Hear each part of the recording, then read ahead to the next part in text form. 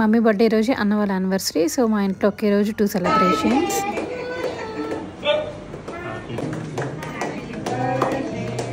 So మమ్మీకి అయితే అసలు ఇష్టం లేదనమాట డాడీ దూరమైనప్పటి నుంచి ఎలాంటివి సెలబ్రేట్ చేసుకోవాలి అని చెప్పి. సో అందుకని చెప్పి నేను కూడా మమ్మీ కోసం ఏం చేయాలి అనుకోలేదు. బట్ ఇంట్లో అందరూ కేక్ అన్న కట్ చేపిద్దామన్నారు.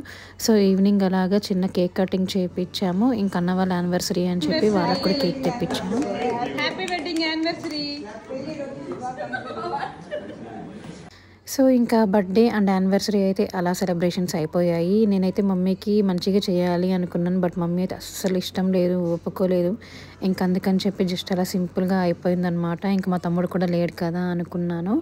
సో ఎప్పుడైనా అందరం కలిసినప్పుడు అది కూడా ఒక ఎంజాయ్మెంటే అనిపిస్తుంది. అండ్ ఇలాంటివన్నీ కూడా నాకు మెమరీస్గా ఉంటాయి. అందుకే యూట్యూబ్లో అప్పుడప్పుడు ఇలాంటివి కూడా పోస్ట్ చేస్తూ ఉంటాను. మెమరీస్గా ఉంటే ఎప్పుడైనా వెనక్కి తిరిగి చూసుకున్నా కూడా మంచిగా అనిపిస్తుంది ఇలాంటివన్నీ చూస్తూ ఉంటే.